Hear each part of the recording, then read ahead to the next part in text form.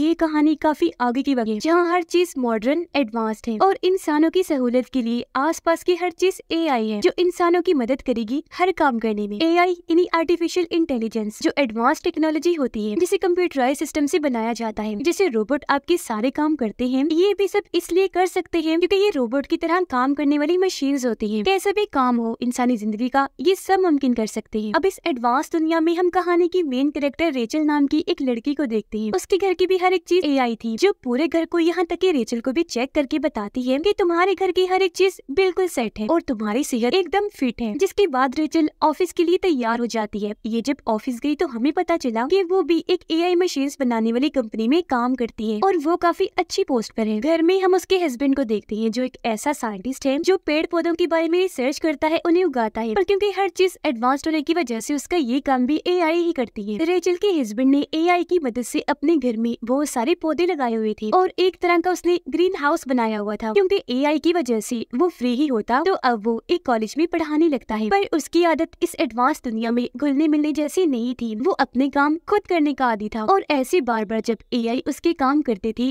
तो उसे अच्छा नहीं लगता था। अब रेचल जब दूसरे ऑफिस थी तो वहाँ मीटिंग हो रही थी। यहाँ रेचल सबको बताती है कि मेरी टीम ने एक और एआई बनाया है जो बिल्कुल आंख जैसा है। ये इंसान से सोचने की सलाहियत और फैसले कैसे लेते हैं ये सीख रहा है, क्योंकि आगे चल के ये इंसान के लिए असिस्टेंट या कहीं के एडवाइजर के तौर पर काम करेगा जो इंसान को अच्छी बुरी चीज में मशवरे दिया करेगा। ये सुनकर एक वर्कर को हैरानी हुई। वो कहती है कि ये तो सारे इंसानों के करने के काम है। अगर ऐसी इंसानों की जगह एआई ये काम करती रही तो ऐसी तो ये इंसानों की जगह इस तरह ले लेंगे कि फिर इंसानों की नौकरी भी यही किया करेंगे और इंसान तो बिल्कुल फ्री ही हो जाएंगे। फिर हम क्या करेंगे, बेरोजगारी बढ़ जाएगी। तब ये सुनकर उनके सीनियर कहती है कि ऐसा कुछ नहीं होगा, ये हमारी जगह लेने के लिए नहीं बल्कि हमारी मदद करने के लिए बनाए गए हैं। इंसान जहाँ है वो वहाँ ही रहेंगे। फिर मीटिंग खत्म होने के बाद रेचल जब अपने ऑफिस जा रही थी तो उसकी बॉस उसे बुला लेती है और कहती है कि तुम पिछले 2 सालों से काफी अच्छा काम कर रही हो और अब हम तुम्हारी प्रमोशन करने का सोच रहे हैं, यानी तुम्हारी पोस्ट पर और तरक्की देने का। लेकिन वो देने से पहले हम तुम्हारी फैमिली के बारे में जानना चाहते हैं कि तुम्हारा भी फैसला अपनी फैमिली को बढ़ाने का तो नहीं, यानी बच्चा पैदा करने का। जो सुनकर रेचल को काफी हैरत हुई कि मेरी प्रमोशन का भला बच्चे पैदा होने से क्या ताल्लुक। पर वो ये कहकर मना कर देती है कि नहीं, अभी इस बारे में हमने सोचा नहीं। जिस पर उसकी बॉस कहती है कि मैंने ऐसा इसलिए पूछा क्योंकि हमारी कंपनी को तुम्हारी वजह से काफी फायदा हो रहा है, तुम काफी अच्छा काम कर रही हो। तो मैं नहीं चाहती कि जब तुम बच्चा पैदा करने का सोचो तो तुम्हें छुट्टियां लेनी पड़ जाएं। काम पर तुम्हारा रेगुलर होना जरूरी है, पर अगर तुम बच्चा पैदा करना चाहती हो तो हमारे पास इसका दूसरा हल है। जो कहकर वो उसे आर्टिफिशियल वूम सेंटर का नंबर देती है जहाँ पर मसनूई तरीके से बच्चे पैदा किए जाते हैं। यानी जैसे माँ के पेट में 9 महीने तक बच्चा पलता रहता है उसी तरह आर्टिफिशियल वूम में बच्चा पलता है और ये बिल्कुल माँ और बच्चे पैदा होने की प्रोसेस जैसा ही होता है। अब जब रेचल उस सेंटर में गई तो वो सब कुछ देखकर और जानकर काफी खुश हो जाती है, क्योंकि अब उसका भी दिल माँ बनने का कर रहा था। इसलिए वो यहाँ अपना नाम भी लिखवा देती है, क्योंकि जो आर्टिफिशियल वूम बनाई जाती है वो हर वक्त नहीं होती बल्कि फैमिलीज के कहने पर अरेंज करवाई जाती है। अब अगले ही दिन रेचल के पास सेंटर से कॉल आ जाती है और उसे बताया जाता है कि आपके लिए आर्टिफिशियल वूम का इंतजाम हो गया है। जो सुनकर वो काफी खुश हो गई थी क्योंकि अब वो भी एक बच्चा हासिल कर लेगी। उधर रेचल का हस्बैंड जब कॉलेज में था तो वो बच्चों को एक पेड़ से फल तोड़कर देता है ताकि वो खा ले, पर कोई भी उसे नहीं खाता इस वजह से क्योंकि वो नेचुरल कुदरती तौर पर पेड़ से उगा था, न कि एआई की वजह से। जिससे यहाँ हमें समझ लगी कि ये लोग एआई में इतना खो गए हैं कि नेचर कुदरत को जैसे भूल ही गए हैं। अब रेचल आर्टिफिशियल बच्चे पैदा करने की खबर अपनी दोस्त को भी देती है, जो सुनकर वो काफी खुश हो गई और पार्टी रखने का फैसला करती है। जिस पर रेचल कहती है मगर ये बात मैंने अभी तक अपने हस्बैंड को नहीं बताई, क्योंकि वो इस एडवांस दौर में भी नेचुरल तरीके से चीजों को हासिल करने पर यकीन करते हैं। इस तरह चीजें हासिल करना उन्हें पसंद नहीं है क्योंकि उनका कुदरत पर बहुत यकीन है। अब इस सोच में वो पड़ी ही थी, लेकिन फिर अपने डॉक्टर के पास जाने का सोचती है, जो भी और कोई नहीं बल्कि एक एआई डॉक्टर था जो किसी बड़ी सी आंख जैसा लग रहा था। रेचल उसे कहती है कि मैं आर्टिफिशियल वूम से बच्चा कैसे पैदा करूं, क्योंकि मेरे हस्बैंड कुदरती तरीके से ये सब चाहते हैं, यानी मैं खुद माँ बनूं और बच्चा पैदा करूं। जिस पर एआई डॉक्टर कहता है कि तुम अपने हस्बैंड को समझाओ, क्योंकि इस दौर में नेचुरल जैसी कोई चीज नहीं रह गई। तुम्हें इस बात से फर्क नहीं पड़ना चाहिए कि बच्चा कैसे पैदा हो रहा है, बस इस बात की खुशी मनाओ कि तुम लोग माँ बाप बनने वाले हो। जिसके बाद अब रेचल सब कुछ अपने हस्बैंड को बताने का सोचती है। शाम को जब वो घर आई तो बात करने उसके पास गई, लेकिन देखती है कि अभी मेरा हस्बैंड काफी परेशान है। वो रेचल को भी अपनी परेशानी बताता है कि आज बच्चों ने पेड़ का फ्रूट नहीं खाया, पता नहीं कैसा दौर आ गया है, लोग नेचर से दूर ही हो गए हैं। अब ये सुनकर रेचल अपना मन बदल लेती है और फिलहाल उसे कुछ भी नहीं बताती। अगले दिन फिर वो वूम सेंटर गई, जहाँ पर और भी कई सारी सारी औरतें आई हुई थी। तभी यहाँ वोम सेंटर की हेड लिंडा आई, जो सबको बताती है कि हमने ये सेंटर इसलिए खोला क्योंकि इस दौर में बच्चे बहुत ही कम पैदा हो रहे थे, पर ये तरीका निकाल कर हम औरतों की मदद करना चाहते हैं ताकि बच्चा पैदा होने में कोई मसला ना हो। जो कहने के बाद वो सबको एक पॉड कैप्सूल दिखाती है जो काफी बड़े अंडे जैसा लग रहा था, जिसके अंदर ही बच्चा रहेगा और 9 महीने तक ग्रो करेगा, यानी उसके अंदर ही फल फूल कर बड़ा होगा। और जब बच्चा पैदा होने का वक्त आता है तो ये पॉड कैप्सूल उसके माँ बाप को दे दिया जाता है, जिसके बाद वो ये भी कहती है कि आप बच्चे से कोई बात करके, कोई गाना सुनाकर उसे कनेक्ट करने जुड़ने की भी कोशिश कर सकते हैं। इसके अलावा ये भी कि बच्चे को खाना कैसे खिलाते हैं, और क्योंकि ये बच्चे के माँ बाप हैं तो पॉड कैप्सूल ये घर ले जा सकते हैं। क्योंकि ये सब इन्हें बताने का मकसद ये था कि ये पूरा प्रोसेस असली जैसा ही है, तो घबराने की जरूरत नहीं है। अब लिंडा रेचल को कहती है कि अगर तुम ये प्रोसीजर शुरू करवाना चाहती हो तो पहले इसकी फीस भरनी होगी, जिस पर वो कहती है कि अभी इसके लिए मुझे टाइम चाहिए ताकि मैं अपने हस्बैंड से बात कर लूं। जिसके बाद वो पूरा ज़हन बना लेती है और आखिर घर आकर सारी बात अपने हस्बैंड को बता देती है कि मुझे आर्टिफिशियल वूम की मदद से बच्चा चाहिए, क्योंकि मुझे अपने करियर पर ध्यान देना है, तो नेचुरल तरीके से मैं बच्चा पैदा नहीं कर सकती। अब ये सुनकर उसके हस्बैंड को काफी बुरा लगा, क्योंकि एक तो वो इस तरीके के खिलाफ था और दूसरा कि रेचल ने अकेले ये फैसला ले लिया था। इस पर वो कहती है कि मेरी मजबूरी है, क्योंकि ये चीज मेरी प्रमोशन से जुड़ी हुई है। और अब इस बात को लेकर उनकी बहस होने लगी, लेकिन फिर रेचल अपना गुस्सा कंट्रोल करके उससे माफी मांगती है और ये भी कहती है कि हमें पहले मेरी एक दोस्त से मिल लेना चाहिए, क्योंकि उसने भी आर्टिफिशियल तरीके से ही बच्चा पैदा किया है। अगर उसके लिए सब ठीक रहा होगा तो हम भी ये कर लेंगे। जिसके लिए उसका हस्बैंड मान गया और अगले ही दिन ये रेचल की दोस्त के घर आ जाते हैं, जहाँ उसकी दोस्त का हस्बैंड उन्हें हंसी मजाक में ये समझाने लगता है कि तुम आर्टिफिशियल वूम में बच्चे को कैसे उठाकर अपने साथ कहीं भी ले जा सकते हो। जो देखकर रेचल के हस्बैंड को काफी अजीब लगा। फिर वो घर आकर रेचल से कहता है कि मैं ये फैसला इतनी जल्दबाजी प्रेशर में नहीं ले सकता, आखिर बच्चे का मामला है। जिस पर रेचल कहती है कि ऐसा करो, तुम मेरे AI डॉक्टर से बात कर लो, वो भी तुम्हें ठीक ही बताएगा। अब उसके कहने पर रेचल का हस्बैंड AI डॉक्टर से बात करता है, पर वहाँ भी उसकी बहस हो गई, इसीलिए बात बीच में ही छोड़कर वो वहाँ से बाहर निकल आता है। रात को खाने के वक्त भी ये एडवांस जिंदगी से इंसानों पर पड़ने वाली असरात के बारे में बात करते हैं कि AI की वजह से इंसान खुद से कोई काम नहीं करते, ऐसे तो वो आलसी बन जाएंगे। पर रात को ही रेचल के हस्बैंड को एहसास हो गया और वो उसे कहता है कि मैं जानता हूँ तुम ये सब हमारी फैमिली के लिए ही कर रही हो, और अगर तुम्हारी खुशी आर्टिफिशियल तरीके से बच्चा पैदा करने में है तो मैं भी इसमें राजी हूँ। और अब वो भी आखिर इस फैसले के लिए राजी हो गया। फिर अगले ही दिन ये लिंडा से मिलने जाती है, जहाँ वो कहती है कि अगर आपको लड़का चाहिए तो उसके लिए हमें आपकी और ज्यादा मदद चाहिए, मतलब आप दोनों को अपने जिस्म की कोई चीज देनी होगी। जिस पर रेचल कहती है कि नहीं, जरूरी नहीं कि लड़का ही हो, अब बच्चा होगा या बच्ची ये चीज हम नेचर पर छोड़ देते हैं। जिसके बाद इनके बच्चे का प्रोसेस शुरू हो गया, जो उन्हें स्क्रीन पर दिखाया जा रहा था। हर चीज ठीक थी, यानी कि 9 महीने के बाद इन्हें बच्चा मिल जाएगा, जो सोचकर ये काफी खुश हो जाते हैं। अब रेचल उस ऐप के जरिए बच्चे से कनेक्ट होने जुड़ने की कोशिश करती है, जो उसे लिंडा ने बताई थी, जहाँ वो देखती है कि कुछ हफ्ते हो गए हैं पर बच्चे की ग्रोथ अभी इतनी नहीं हुई, जिस वजह से उसे परेशानी होने लगी। फिर रात को जब वो सो रही थी तो उसे एक सपना आया, जिसमें वो देखती है कि वो प्रेग्नेंट है और उसका बच्चा पैदा हुआ है, जो कोई बेबी नहीं था बल्कि एक अंडा था। अब उसे ये सपना काफी अजीब लगा, जिसके बारे में वो अपने AI डॉक्टर को बताती है, जिस पर उसका कहना था कि तुम्हारे इस सपने का मतलब यही हो सकता है कि अब तुम सच में माँ बनने वाली हो। इसके अलावा सपनों का ताल्लुक हमारी असली जिंदगी से नहीं होता, तो तुम इस पर ध्यान न दो। अब 6 हफ्ते गुजर जाते हैं, जहाँ ये लोग वूम सेंटर में गए, देखते हैं कि इनके बच्चे की दिल की धड़कन चलना शुरू हो गई है, जिससे इन्हें बहुत खुशी हुई। फिर लिंडा इन्हें इजाजत दे देती है कि ये पॉड कैप्सूल को अपने घर ले जा सकते हैं ताकि बच्चे से घुल मिल सके। घर लाकर रेचल का हस्बैंड पहली बार स्क्रीन में अपने बच्चे को देखता है, जिसे आज यहाँ उसे एहसास हुआ कि हमारा बच्चा आने वाला है, और बाप बनने की उसे बहुत खुशी होने लगती है। वो बच्चे से कनेक्ट होने लगा, जैसे उसे कहानियाँ सुनाता है, अपने ग्रीन हाउस में लेकर जाता है। पर उसकी निस्बत रेचल इन सबसे कनेक्ट नहीं कर पा रही थी, क्योंकि उसे लग रहा था कि इस तरह बच्चा पैदा करके मैं ये एहसास खो दूंगी कि प्रेग्नेंट होने पर क्या होता है। वो जब पूल में नहाने गई तो एक प्रेग्नेंट औरत को देखती है, जो रेचल का हाथ अपने पेट पर रखती है और उसे एहसास करवाती है कि प्रेग्नेंट होकर औरत को कैसा महसूस होता है, जो देखकर रेचल को उसके लिए काफी अच्छा लगा। पर अब उसे अपने फैसले पर पछतावा हो रहा था। फिर ये दोनों वूम सेंटर गए अपने बच्चे के बारे में और ट्रेनिंग लेने के लिए, जहाँ ये देखते हैं कि वहाँ आज कुछ बड़े बच्चों को लाया गया है जो पढ़ाई कर रहे हैं, पर वो खुद से कुछ भी नहीं लिख रहे, बल्कि वो AI रोबोट्स को कह रहे हैं कि ये लिखो, जिस पर वो रोबोट्स लिख रहे थे। अब ये देखकर अक्सर माँ बाप को काफी हैरानी हुई, और फिर तभी यहाँ खड़ा एक लड़का पूछता है कि मेरा भतीजा आर्टिफिशियल वूम से पैदा हुआ था, पर एक अजीब चीज, उसे आज तक एक भी सपना नहीं आया। इस पर लिंडा कहती है कि हाँ, वो हमारी तरफ से ही हुआ है, हमने खुद उन बच्चों की कुछ चीजों पर लिमिटेशंस लगाई हैं ताकि बच्चे वो काम ना करें, पर जल्द हम उन सब बच्चों के लिए हर चीज खोल देंगे। उधर रेचल हर वक्त परेशान रहने लगी थी, ये सोचकर कि कहीं मैंने कोई गलत फैसला तो नहीं ले लिया, जिस वजह से उसके काम पर भी असर पड़ रहा था। वो जिस तरह पहले अपने एआई की आए दिन इन्वेंशंस इजाद कर रही थी, अब वो काम सुस्त हो गया था, जिस बात का उसे नुकसान भी हो सकता था, क्योंकि ये रिपोर्ट सीधा उसके बॉस के पास जाती थी, जिससे उसे ये लग सकता था कि कोई इंसान टाइम पास कर रहा है या दिल से काम कर रहा है। अब रेचल का हस्बैंड अपने बच्चे को कॉलेज में भी लेकर जाता है, जहाँ उसे बहुत खुशी मिलती है। फिर उसका सीनियर आकर बताता है कि तुम्हारे ग्रीन हाउस की वजह से हमें बहुत पैसे देने पड़ते हैं, तो अब से तुम्हें ये काम बंद करना पड़ेगा। जो सुनकर उसे काफी गुस्सा आ जाता है। अब वो जब घर आया तो रेचल ये सोचकर काफी परेशान होने लगी थी कि आखिर मेरा हस्बैंड बच्चे से कनेक्टेड है, मैं क्यों नहीं। अपने इस सवाल का जवाब पाने के लिए ये दोनों एआई डॉक्टर के पास गई, जहाँ रेचल उसे अपना ये मसला बताती है, पर क्योंकि वो एक एआई था तो यहाँ वो इंसानों के इमोशंस, जज्बात को समझ नहीं पाता कि किसी से कनेक्ट होना क्या होता है। इसीलिए वो कहता है कि मुझे लगता है कि बच्चे में कोई गड़बड़ है, तो मुझे इसका इलाज करना चाहिए, तो इसे कुछ दिन के लिए यही छोड़ दो ताकि मैं इससे कनेक्ट होकर ये समझ पाऊँ कि ऐसा क्यों हो रहा है। पर अब इन दोनों को समझ आती है कि ये एआई है, तो हमारे इमोशंस को समझ नहीं पा रहा, इसलिए हमारा जवाब इसके पास नहीं। जो सोचकर ये यहाँ से चले जाते हैं। रेचल का हस्बैंड कहता है कि इसमें इतना परेशान होने वाली कोई बात नहीं है, तुम भी बच्चे के साथ वक्त गुजारो, फिर कनेक्ट हो जाओगी। ये सोचकर रेचल पोर्ट को अपने पेट के साथ बांध लेती है और ऐसे अगले दिन ऑफिस चली गई, पर उसे ध्यान नहीं रहता कि मेरे आगे पोर्ट बंधा हुआ है और वो गलती से सामने जाके टकरा गई, जिस पर सभी सीनियर्स उसे ऐसे घूरने लगते हैं जैसे उसने पता नहीं कितनी बड़ी गलती कर दी। अब थोड़ी देर के बाद रेचल की सीनियरों से कहती है कि तुम्हें पोर्ट कैप्सूल को घरे छोड़ के आना चाहिए था, जो कहकर वो उसे एक ऐसा कबर्ड दिखाती है जहाँ पर बहुत सारे पोर्ट्स पड़े हुए थे, जिनमें उन माँ के बच्चे थे जो सभी यहाँ पर वर्कर्स थी। सीनियर रेचल का पोर्ट भी यहाँ रख देती है, ये कहकर कि ऑफिस में सब काम करने आए हैं, इसलिए माँ को इधर अपने बच्चों से दूर रखना पड़ेगा, क्योंकि हमें ऐसी माँ नहीं चाहिए जिनका ध्यान काम पर ना होकर अपने बच्चों पर हो, क्योंकि ये ऑफिस भी पूरा एआई था, तो इंसान के जज्बात की यहाँ कोई कीमत कदर नहीं थी। अब कुछ दिन के बाद इन्हें अपना पोर्ट चेकअप करवाने के लिए सेंटर में लाना पड़ता है। एक दिन रेचल को फिर से सपना आया, जिसमें उसने अपने बच्चे को उठाया हुआ था और वो समंदर किनारे रेत में घूम रही थी। उसने बच्चे को अपने सीने से लगा लिया। इस एहसास को महसूस करके उसे बहुत अच्छा लगा, जिसके साथ ही उसकी आंख खुल गई और अब उसे समझ आई कि मैं भी बच्चे से कनेक्ट हो रही हूँ। और उसे ये अंदाजा भी हुआ कि मुझे इसमें नेचर की भी मदद लेनी पड़ेगी, इसीलिए वो अपने घर में बने ग्रीन हाउस में जाती है और अपने हस्बैंड के लगाए पेड़ पौधों की खुशबू लेने लगती है। फिर एक गमला उठाकर घर के अंदर भी ले आई। उसके हस्बैंड ने जब उसे ये करते हुए देखा तो उसे भी काफी अच्छा लगा। अब जब रेचल ऑफिस जा रही थी तो उसकी बॉस एक बार फिर उसे पकड़ लेती है और पूछने लगी कि भाई क्या बात है, तुम्हारी तरफ से काम इतना सुस्त क्यों है? एआई इन्वेंट करने में तुम काफी पीछे हो, तुम्हारा बच्चा तो ठीक है,